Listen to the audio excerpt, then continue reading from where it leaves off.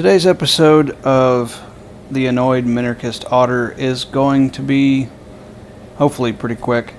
I just wanted to share a few thoughts on the deplatforming of Alex Jones and what I'm sure will be more people in the future. I find it abhorrent. I think it looks coordinated. I think it quite frankly, something smells fishy about it. Something is rotten in Denmark. Pick your colloquial expression of this ain't right. And I say that from a perspective of someone who is not a fan of Alex Jones. I want it to be absolutely clear. I think he's a kook.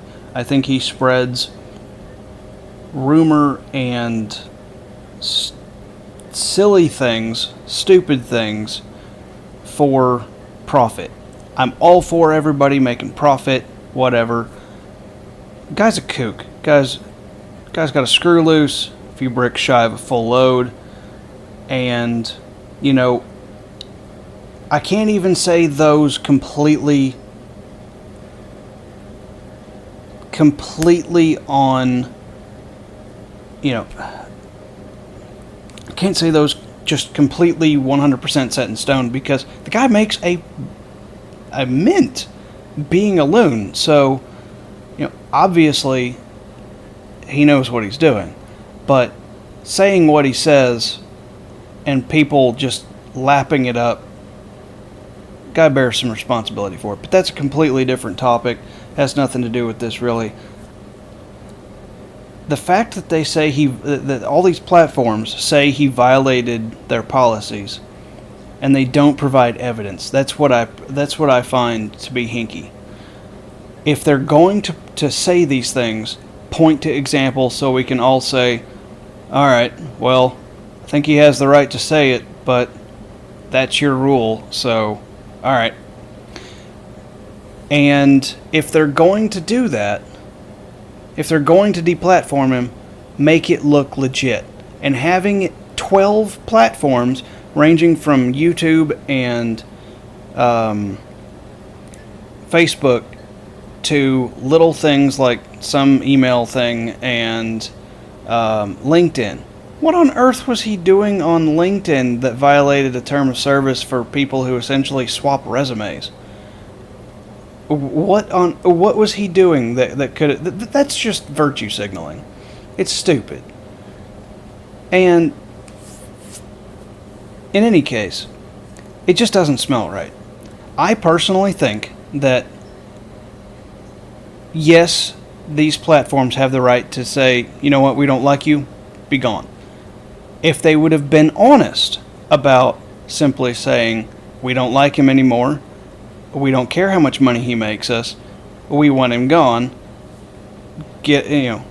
see yourself, there's the door, see yourself on the other side of it, thank you. I'd have been fine with it, because they were honest about, we're taking our ball and going home. And that's the way, honestly, it should be, because that's the way honest people conduct themselves. Regardless of what they want to do, if it doesn't hurt anyone, then they should be honest about the motivations behind it. Only duplicitous, dishonest people would, in my opinion, say, we're going to hide behind this bullshit set of rules or this little piece of paper and make it look legit, when any 10-year-old can look at this and say, wait, X, Y, and Z happened all at the same time? Right, that doesn't seem right. So, anyway, I just wish they would have provided some examples. I really wish that they would have made it look a little, better. They have a private platform. Yes, it's publicly owned.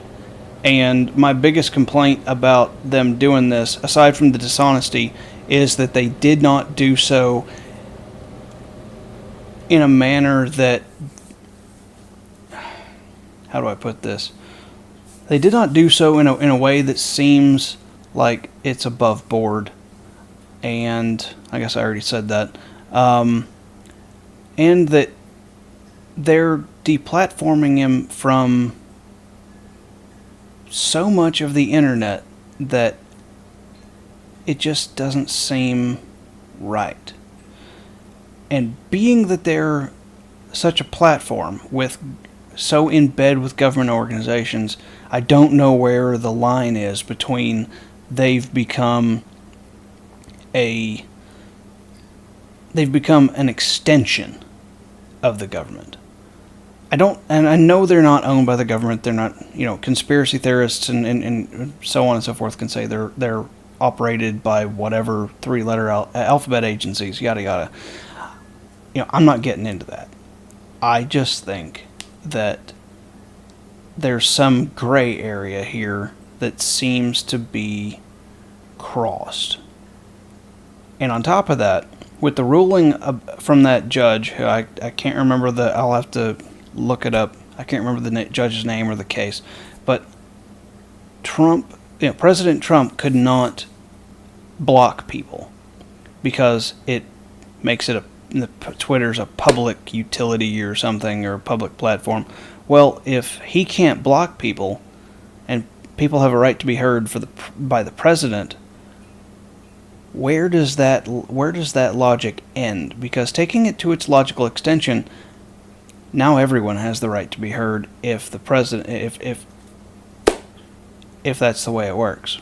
I'm not a lawyer, so I can't make that argument stick in a court, but in any case, nothing about it seems right. I would like to name drop here. Styx and Hammer 666 has a few good videos on this. Tim Pool. If you don't look at anyone else's videos about some of this, Tim Pool is a great source for it. And frankly, Sargon of Akkad. Sargon of Akkad has a great video about wrapping up how I feel about it. Essentially, it almost makes some of this video feel redundant, about how it really is, first they came for X, and I did not care because I was not X.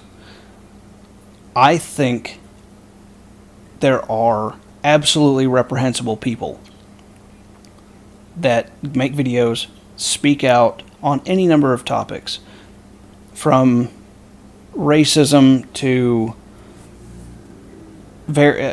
supporting various forms of government throughout history to pineapple on pizza.